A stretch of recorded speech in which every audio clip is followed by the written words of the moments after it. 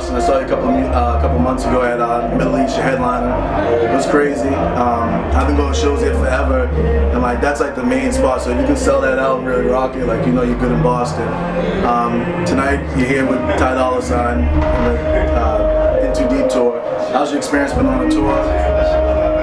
On this tour, we've been doing a lot of colleges, so colleges be going crazy. You know, they know all my songs, like all the words. The crowds be crazy. Yeah, definitely. That seems like that's really the market for music. You know, that's the people who are really on the internet searching and you know, buying CDs.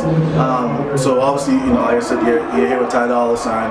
You guys get a chance to make any music? Yeah, he got a little setup on his bus, and I was up there. We did like a couple of records. One of them, I think.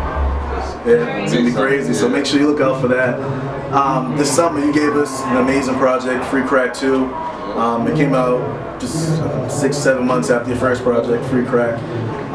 This one was a bigger project in the sense that had, you know, bigger features at Wiz Khalifa, as T.I., at Juicy J. It had, of course, it had DJ Drama, so you know you get that Gangsta Grills. You really know that you're, you know, something crazy.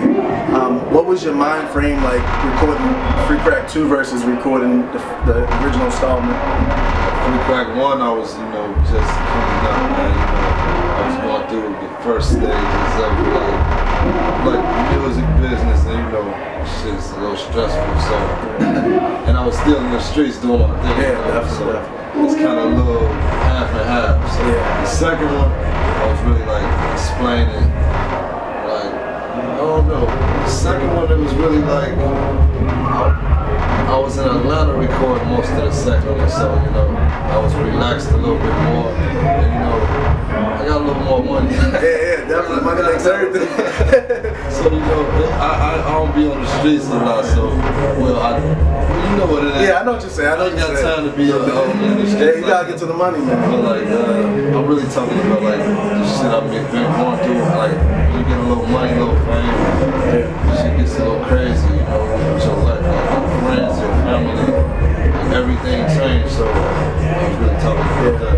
I know I watch a lot of your interviews. You always talk about you don't really like the music business, and that kind of seems like what you're talking about. It's a little, you know, of course it's funny. I mean, you get to make a living. You're off the streets. My favorite joint you performed tonight, We Are Strong with Kevin Gates. That dude is like, you know, like I love his music, but I really respect his interviews. You guys got a chance to work in the studio, both XXL freshmen members. What was that experience like? Kevin Gates, that's a cool guy, man. Like I don't connect with too many people that easy, man. But like Kevin Gates, he's so funny, man. He's funny. They be talking about you butt and everything. I don't know about that. I seen it, but you be talking crazy stuff. But yeah, that's dope. You guys got any more things in the works? Hopefully, I hope so. For sure. Yeah, actually, I was just texting him not too long ago. He told me to send him a joint, so we might have some more Gates probably on the EP. Dope. So speaking of the EP, what can we expect on that? I know originally it was titled the Book of Bibby. I think that was the original title. But I don't. Are you still going with that title? I'm not sure. I know I'm gonna probably release something in January, like early next year. Close out the year. Anything you can tell? Anything? Are we gonna get any big features, or just anything crazy that's out of the blue? I don't know if I might do 1 or 2 features. So maybe Herb and maybe somebody big. I'm gonna try to get Drake on that. Yeah, definitely, man. I gotta get Drake. It's long overdue. You talked about Herb. You brought him out in Boston. It was crazy. Like Herb is another dude that you guys, for some reason, you guys get categorized in drill music, but that's not what you make. It's more, it's hard hitting and street music, but it has like it's you know, you're talking about your experiences. You guys, everything from like, you know, Kill Shit, which is, you know, what got you both on. Like that's one of my favorite joints. To Shout Out to Game Over. Are we gonna ever get, like, you have great chemistry, obviously, your boys, you guys make music. Are we gonna ever get a collaborative project from you too? Yeah, we were just talking about that. We'll probably probably do something like that. I'm guessing late next year. Because you know I'm on the road right now. I'm thinking about setting up my own tour maybe February. Sometime. Where you gotta come back to Boston. Yeah, of course, man. Boston be live. Definitely, it's crazy. On See Me Down, you have a line talking about old flow like Gucci. So this is like two-part question. So first of all, you make great music, but I think the average listener doesn't really think why you make great music. For me, I think it's kind of crazy because you have a number of different flows. Like it seems like you always switch it up. Like I don't listen to one song and hear the same flow. Is that something you do on purpose, or it's just natural? It's natural, man. I never use the same flow because no beats are really the same. Like I go off the beat. When I hit a beat, I flow around the beat. So that's what I like to do. Works. I like to switch it up, like in the middle of the verse. Like when the beat drop a little bit, I switch it up. Yeah, and that's the crazy thing I noticed about Free Crack. Like a lot of you're not afraid to do one verse and one type of flow and switch it up. And it makes the song a lot more appealing. Back to Gucci Mane. It's just well known that Lil Wayne and Gucci Mane are your influences.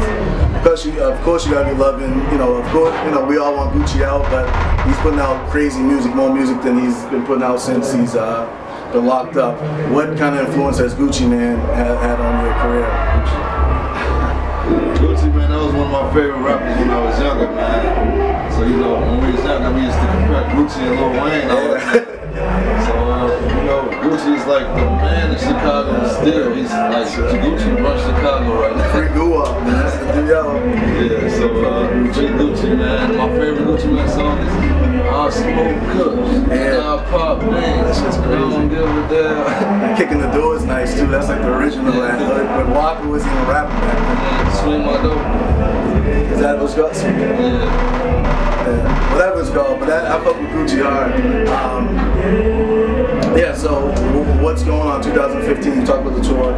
What else are we going on besides the EP that should be dropping in the year? Where are you looking to take your career? You're going to sign with a major? You're going to do a joint venture? Just like what else can we expect to see out of Lil Bibby in 2015? The EP first, I'm going to drop that top of the year.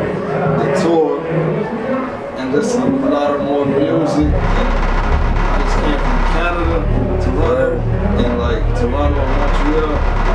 It was crazy. I got so right. Get to Canada a few more times on the tour. Gotta get that money. And I want to explore a little bit, man. Like the UK, I've been getting a lot of calls over there.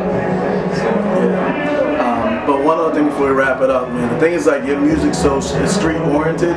But like when you watching interviews, just like talking to you, seem like a very down to earth dude. Where like some people that go through those like tough times, they feel like they can't smile. Like you had, you brought the girls on stage, like you did, this smirk, you had to do up there dancing, like,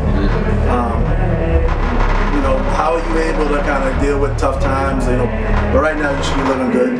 But deal with kind of your past and like smile right now and kind of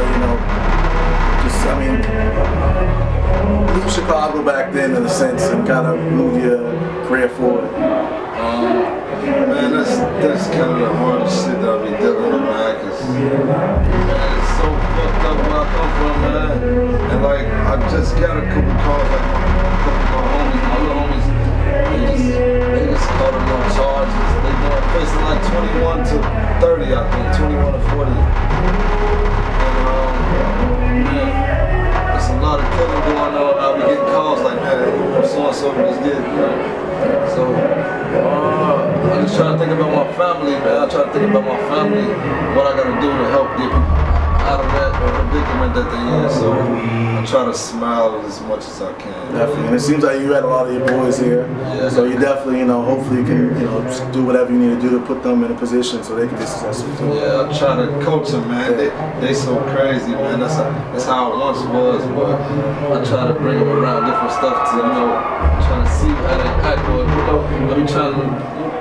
It's hard though, man. Nah, I feel what you're saying. Like, when you're so used to a certain lifestyle, and but it happens. Like, you're being a leader out there, so that's one thing. But thank you, man. Congratulations on your success, and Hopefully you come back to Boston. Definitely. Lindsey Gamble, Heart in the Paint, Lil Bibby. It's your boy Lil Bibby from Chicago.